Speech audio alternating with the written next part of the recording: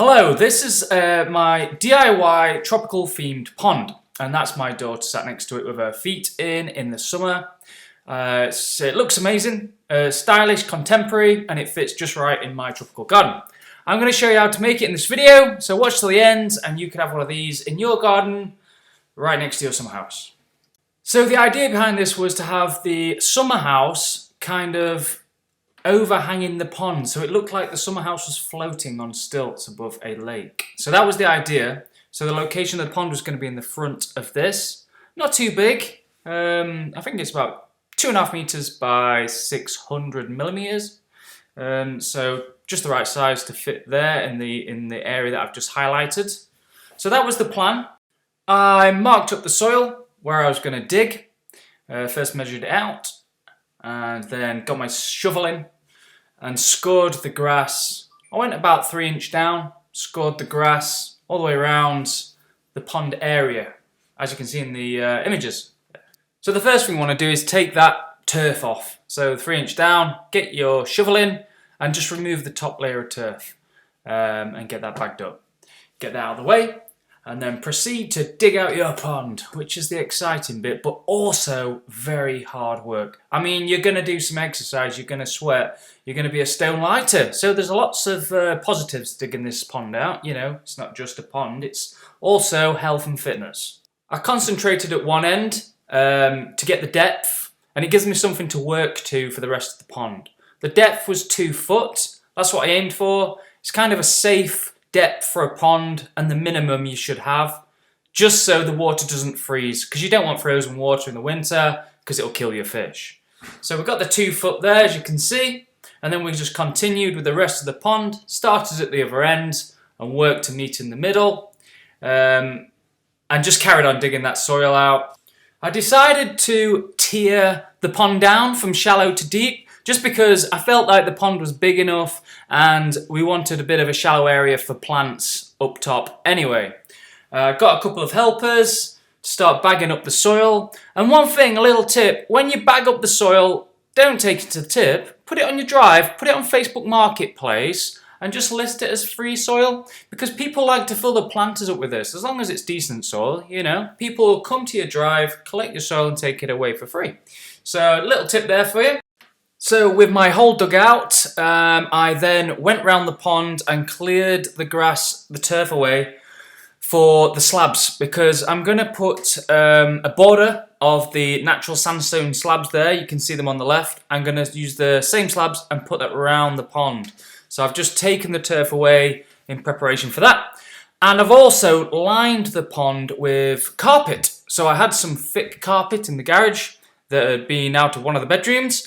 And I just lined the pond with that before we put the pond liner in, because we don't want the pond liner rubbing against any stones or anything like that that could damage the liner. So this is quite important. So this is an exciting part. We fill the pond up with water. Quite important as well, because I wanted to get the effect where these slabs were overhanging the water, and when the water is in the pond, I wanted it to be level with the slabs, so I don't want the water level dropping down at one end. So it was important to fill it up at this stage to make sure your pond is nice and level and the water sits correct. And there you can see the slabs I've put in place. They're not fixed, they're just laid on top, and you can see the water level is perfect with the slabs. And this is the stage where I added my filtration pump. Very, very important to add a filtration pump. I got a pump with a UV light canister filter, so the water is sterilised with the UV light and it prevents algae and your water going murky, so you have crystal clear pond water all year round.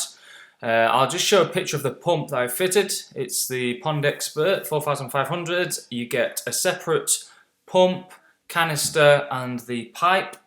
And the way this works is you have an inlet pipe there which comes from the pump, which sits at the deepest part of the pond. That pumps water through into this canister filter. You can see the light in the center. The light sterilizes the water. It goes through microbacteria filter media. It then comes back out through the outlet pipe and into your pond at the opposite end. Simple. The canister filter is external, so I've got that inside my summer house, so it keeps dry, away from the weather. And that's it really. It keeps your pond crystal clear. I paid about £100 for this, so it's not, too expensive. There you go, filter system. Can you remember the slabs that we laid on top of the pond liner? Well, it's time to fit them in permanent. So I mixed some cement, as you can see there. Building sand, cement, water, mix. And then that is placed around the pond. Make sure you put the cement under the corners and edges of the slabs to prevent them from rocking. But basically, as much cement under there as you can. It helps to have a full bed of cement. Especially when you haven't got any hardcore. I should have hardcore under these, but I'm cheating and I'm putting it straight onto the soil, and I think they'll be fine. Quite a quick job to lay them slabs. Cement down, slabs on. You can see the cement poking up through the gaps there. I will say, for the gaps in the slabs, we want to be putting in Sika Fast Fix. I think that's the easiest method. Wet the slabs and you brush that into the cracks, and then that sets within hours. Stops weeds and is a really good finish. So you can see the slabs overhanging the pond. That is the effect I wanted. I wanted it nice and clean cut angles, and I've added a lily there. You can see that will flower in the summer and grow big, hopefully. I've also added gravel to the pond. I just like the natural look of the gravel, and I think it adds to it. So I added pea gravel in. And that is it, basically. That's your pond. You can see it here in the summer. I've added 9 goldfish. I love it. Absolutely love it. I think it adds to the garden. It really adds to the tropical theme that I'm going for. You can see the plants there overhanging it. And I think this will only get better with time. Even at night time, it just brings the garden to life. Hearing the trickling water, and we've added some lights. So it really brings it together. Before I forget, another great aspect is the wildlife that it attracts, like this little visitor we had, a frog. They eat slugs, so it's a win-win. Anyway, thanks for watching. I hope you enjoyed the video. I hope it's inspired you to build your own ponds, build a tropical garden, and please subscribe. Oh, and ring the bell. Thank you, bye-bye!